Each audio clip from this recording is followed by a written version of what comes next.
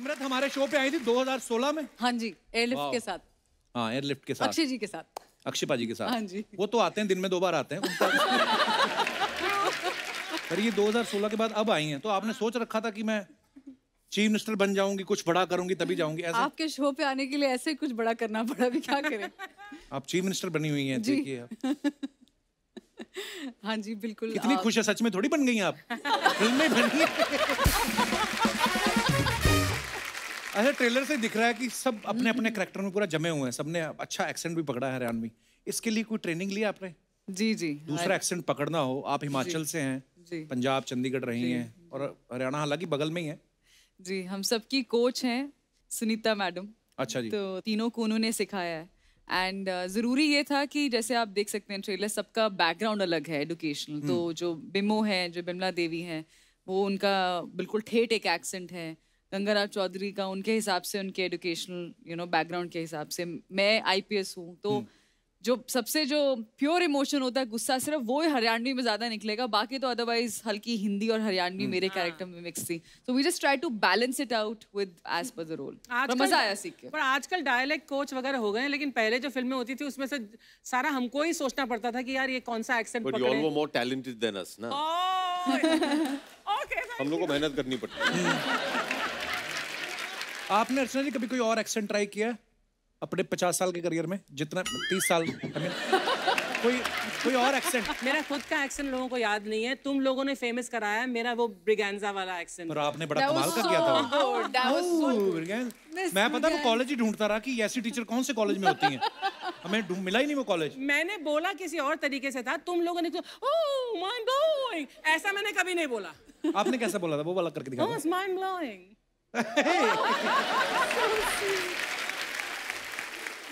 अभिषेक भाई, अमित सर ने भी, बच्चन साहब ने नमक हलाल में एक कैरेक्टर किया था जिसमें वो हरियाणवी बोलते हैं, तो आपने जब अर्जुन सिंह वल्द भीम सिंह वल्द दशरथ सिंह। हाँ।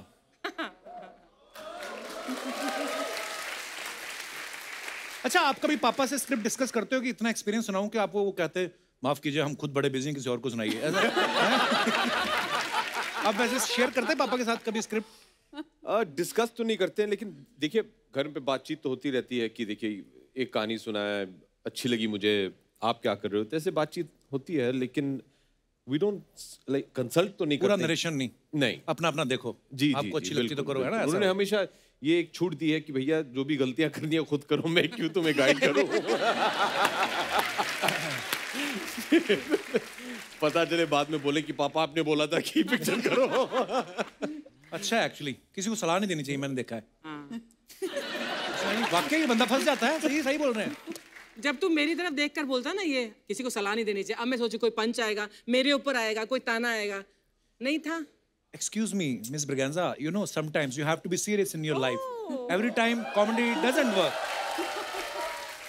Miss Braganza, Rahul, I love you. Kapil पाजी, लगता है कि आप भी 10वीं की ट्रेनिंग ले रहे हैं पास करने की। अंग्रेजी आपकी काफी सुधर गई है। या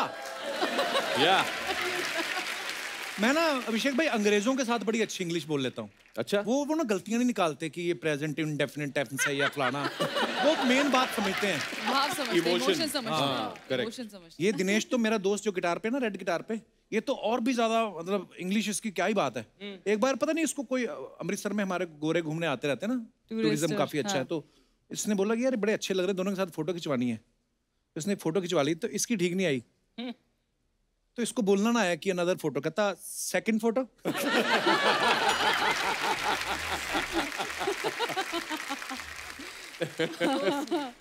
ओह निम्रत, इस फिल्म में आप गाय भैंस चराने के साथ साथ उसके बाद आप विधानसभा में जाके स्पीच भी दे रही हैं। हाँ जी। कौन सा काम मुश्किल लगा आपको? गाय भैंस के साथ शूट करना आसान नहीं था, वो ज्यादा मुश्किल है। हाँ जी।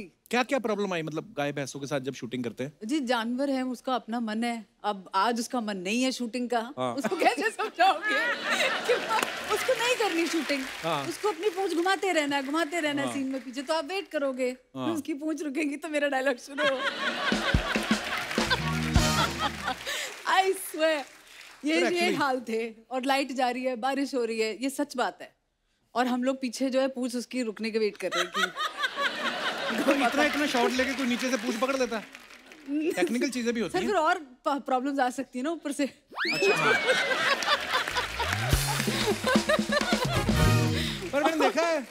एक्चुअली एनिमल्स के साथ वो अपनी मर्जी के मालिक होते हैं। जैसे अभी हम लोग हिमाचल में ट्रैवल कर रहे थे, एक बड़ा सांड बैठा हुआ था सड़क पे, तो हम हॉर्न मारे 3 4 5वें हॉर्न पे उसने देखा करता इधर से निकल जाओ, मैं नहीं उठने वाला। सही है। अच्छा यामी, आप इस फिल्म में पहले तो जेलर का रोल निभा रही हैं। अच्छा, सामने 6.5 फुट का बंदा, वो भी पॉलिटिशियन, वो भी कैदी बन गया, और सामने जेलर देखो आप, काजू कतली जैसी। आप बड़ी प्यारी लग रही हैं। आप ऑब्वियसली एक्टर तो बहुत कमाल की हैं। Thank you. वो मुझे एक बात जाननी है, ये असली जेल में शूट किया आपने? जी जी। मैंने एक किस्सा सुना है, आप बता सकते हैं कि सही कि नहीं। मैंने सुना कि जिस दिन आप लोग शूटिंग करने गए पहले दिन, उस दिन 2 कैदी रिहा हो रहे थे। जब उन्होंने देखा आप जेलर हैं तो वो वापस आ गए हैं? ये वाकई हुआ है? वाकई हुआ। मैं एक और चीज बता दूं कि इनके 10 दिन पहले मैं शूटिंग कर रहा था वहाँ। अच्छा। वहां से कोई वापस नहीं आया, वो सब बाहर निकल रहे थे। जिस दिन यामी आई, 2 वापस आ गए। नहीं भाई साहब कहाँ जाएंगे, अभी वापस ही चलते हैं, अभी बाहर जाके अभी आदत नहीं। मैंने कहा ये सही है भाई। सीरियस, मैंने भी सुनी ये बात। तो उनको बोला गया कि आपकी सजा पूरी हो रही है। कहते नहीं सर रख लो। कहते पूरी हो चुकी तो आपका कत्ल कर दें। कहते नहीं ऐसा मैंने सुना है। पर रियल कैदी भी देखे होंगे आपने वहाँ जी पे? जी बिल्कुल, वो वहीं रहते थे। और जेल तो वहीं रहेंगे। आपको क्या लगता है exactly. शाम को होटल में चेक इन करते हैं? हाँ, मतलब वैसे बात करना अलाउड नहीं था, ना ही हमने उनके साथ शूटिंग की है। पर अगर कोई बैकग्राउंड में अगर कोई आपको दिख जाए तो मतलब we can't really ask them to move. हम लोग करीबन 1 महीना वहाँ शूट किए थे। अच्छा। आगरा सेंट्रल जेल में। और ये एक एक्चुअल सेंट्रल जेल है। तो पहला दिन जब हम लोग शूटिंग शुरू करने जा रहे थे, तो पूरी यूनिट को लगा था कि एकदम खूनखार डॉक्टर डैंग मोगैम्बो टाइप्स होंगे वहाँ। लेकिन बहुत ही साधारण किस्म के, विनम्रता से सब लोग नमस्ते। तो 2-3 दिन के बाद आदत सी पड़ गई थी कि हाँ भैया ये सब हमारे बंदी लोग हैं, अभी चलो बातचीत होती रहती थी। तो हम भी शॉट के बीच में वो लोग देख रहे होते थे, अच्छा ऐसे होती है शूटिंग ये वो। तो एक दिन एक ऐसे बैठे थे, तो मैं जरा एक्टर ना इंक्विजिटिव, अच्छा नमस्ते, कैसे हैं, कितने टाइम से हैं? भैया अभी हमें कुछ 20 साल हो गए हैं। 20 साल हो गए हैं। तो 20 साल से हाँ निर्दोष तो होंगे आप? हाँ भैया हम तो निर्दोष। हर कोई वहाँ निर्दोष है। हर कोई। तो फिर बातचीत होती रहती। फिर ये एक फ्रेंडशिप सा हो जाता है। तो भैया लेकिन किस वजह से आए? नहीं भैया वो क्या है कि हम क्रिकेट खेल रहे थे, तो उसने मुझे आउट कर दिया, तो मैंने निकाल के उसको मार दिया। तो आपने फिर उनकी बॉल खेली? नहीं, मेरा ये था, हाँ क्या रेडी? हाँ। एक और थे। अच्छा। वो आके हमेशा, वो उनको बड़ी दिलचस्पी थी शूटिंग देखने की। तो एक दिन वो आए, हमारे असिस्टेंट हैं विनोद। तो विनोद को आके बोले कि भैया जी को बोलो कि हमें भी काम पे रख ले। अच्छा। हम घर पे काम कर लेंगे। तो विनोद ने उनसे पूछा कि भैया आप किस वजह से हैं? चोरी की वजह से।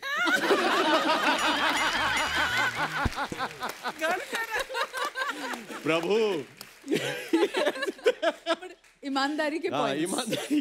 लेकिन एक चीज मैं जरूर कहूंगा, जिस दिन हम लोग अपना शूट वहां खत्म करके निकल रहे थे, तो वहाँ के जो सुपरिंटेंडेंट है उन्होंने कहा कि देखिए जितने भी हमारे कैदी लोग हैं उनसे आप जरा 2-3 मिनट बात कर लीजिए, उनको अच्छा लगेगा। मैंने कहा ठीक है।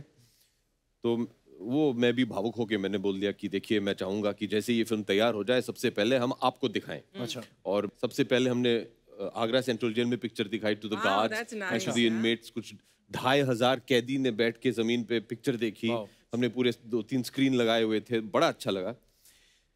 एनीवे, जब ये भाषण देके जब हम निकल रहे थे, सब कुछ खत्म हो गया था, तो गार्ड वार्ड के साथ जो कुछ भी फोटो वोटो लेने थे, तो एक कैदी जी आए। उन्होंने कहा भैया बहुत अच्छा लगा, आपने ये वादा किया कि आप ये फिल्म, हमें बड़ा अच्छा लग रहा है। तो मैंने कहा क्यों भैया क्या है? तो ये जो थे, ये व्यक्ति एक शायद 30 साल से जेल में है, बूढ़े थे काफी। तो उन्होंने कहा कि भैया वो क्या है कि मेरा परिवार जो है वो 20 साल से विजिटिंग पे आता नहीं है। अच्छा। तो उनके जो परिवार के सदस्य थे वो 20 साल से उन्हें देखे नहीं है, वो आते ही नहीं है। पहले 10 साल आए, फिर उन्होंने बंद कर दिया। तो मैंने कहा क्यों बंद किया भैया? जैसे शायद थक गए होंगे, अभी मैं कहीं तो जाने वाला हूँ नहीं, मैं इधर ही हूँ, लेकिन वो शायद थक गए कि अभी कहाँ जाएंगे, वो भी दूर से आते थे।